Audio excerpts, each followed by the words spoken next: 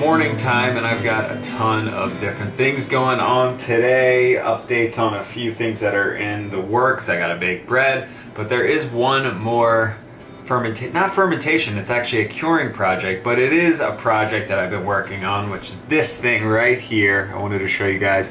This is a cured leg of lamb. So tasty. I cured a bunch of meats recently. Hopefully there'll be a video on that soon.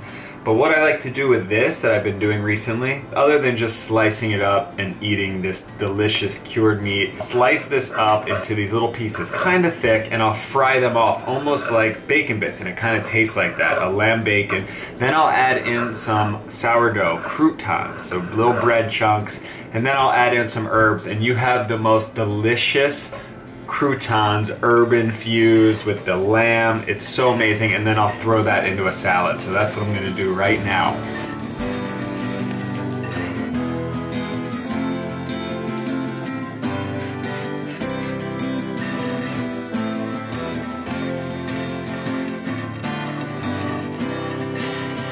There you go, the most delicious croutons.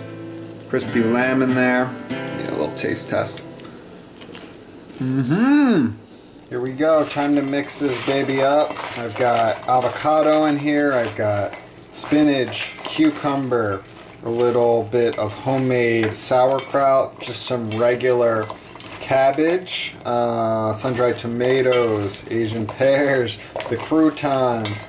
Dressing is really simple, just olive oil and a little apple cider vinegar and a little bit of honey.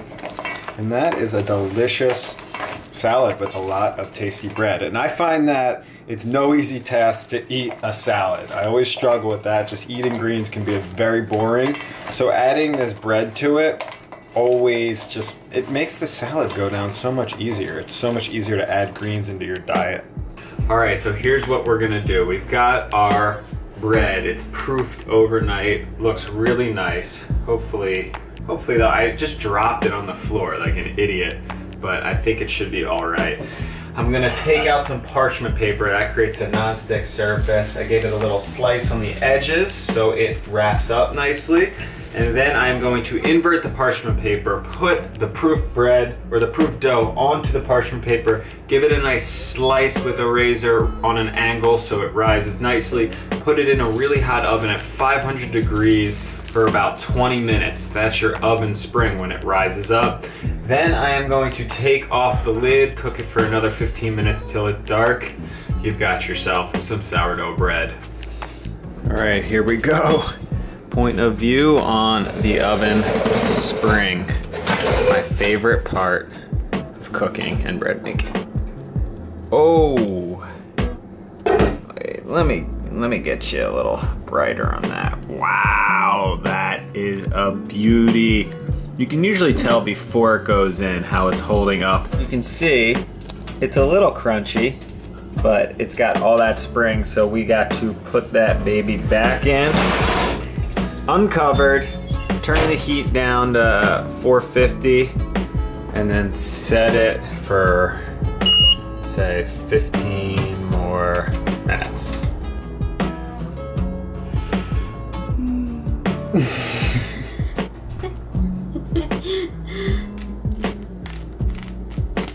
Oh yeah, that's a beautiful loaf right there. You see how I cut it on that angle so it rises and it splits perfectly. It helps with the oven spring actually if you give it that nice slice on an angle. That is a beautiful loaf. Hollow, that's what you're looking for. Great crust. Toasted sesame. Amazing. Here we go. The hardest part about making bread is definitely waiting for it to cool, which you're supposed to do or it gets a little gummy inside. Luckily, I went out for about 2 hours, so this has been cooling for 2 hours. Let's see what's inside. Ooh, nice. Very nice and soft, fluffy. It's a beautiful crumb. You gotta get in there. You gotta be one with your bread. It's just so moist, so tasty, very fluffy. That is good bread right there. I know I'm always trying the food and you guys are probably like, yeah, he's a little biased, it's his food. So I'm gonna have a taste tester come in for a few of the projects to get her reaction. Sash? Sash? Will you come in and taste some things for the people? You're the splinter. Come in real quick. Okay. We'll deal with the splinter after. I've got a few treats for you, okay? Okay. Right here we've got, this is Sasha, by the way.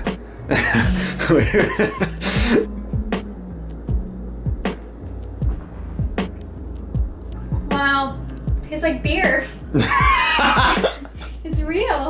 It's real. Okay, that's I'll take that. It's like when you go to a bar and you get an IPA, but it's a little less potent. Like it's just one step under the potency of that. That's actually pretty genius. A little less potent. All right, you've tasted the bread a million times, but give the people a true taste test.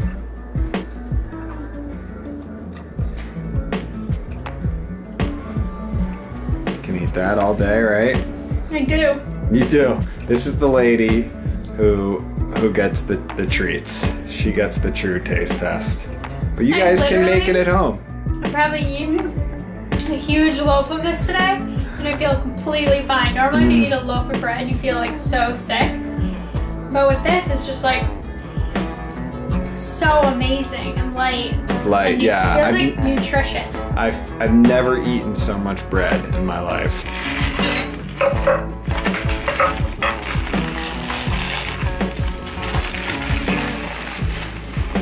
It's gonna be very difficult to see on this camera, but all of this rice is starting to mold.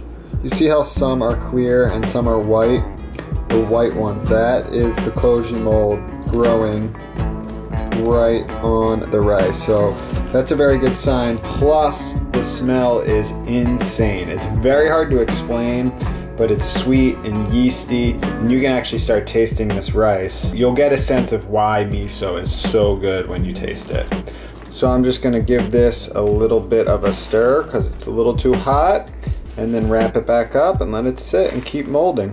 All right, the last big fermentation project for the weekend is homemade sauerkraut, and I just finished a vat of sauerkraut. That was like, it was probably at least a gallon, maybe a gallon and a half of sauerkraut.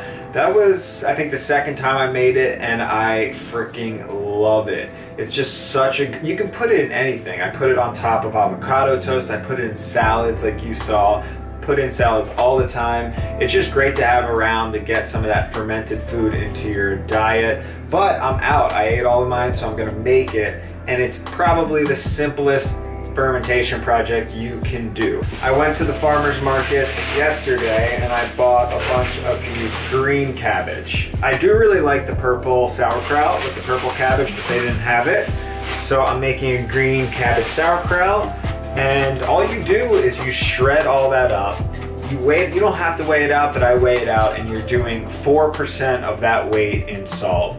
So you add the salt to it and you just mash it with your hands. You really get in there and you're gonna break that sauerkraut down. It's gonna release all of the water.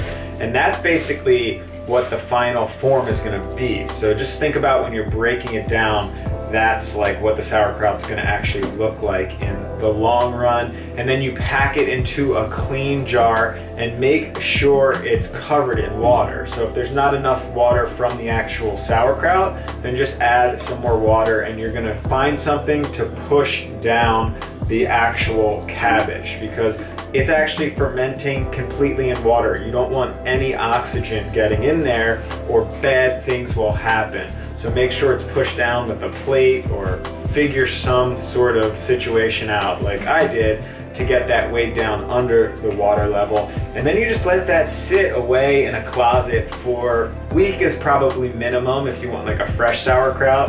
And then you can go all the way up to like 60 days. My friend Farmer John, he gets it real sour. If you like that funkiness, you let it go. I found a sweet spot for me is about 2 weeks. So again, check back on Instagram. I'm sure I'll link that video in there when it's done. Monday morning, and the last thing I want to show you guys is where the koji's at, because this is just about done. It takes closer to 3 days, and it's looking good. I don't know if you can see it, but it's a little difficult to see, but all of this is molded, and you can see there's some fuzz going as well. Let's see if I can get it. See, all of the mold, all that white stuff has gone straight through the rice, and then there are some like hairy molds going on. It's pretty crazy, and the taste of this stuff is insane. It sweetens the rice and just makes it taste really unique. Very yeasty tasting flavor. So I'm gonna take this and I'm gonna make miso out of it, and I'm also gonna make a few other things that you can do with koji. There's a whole new world of koji out there, and it's coming to you guys very soon. This is just the beginning.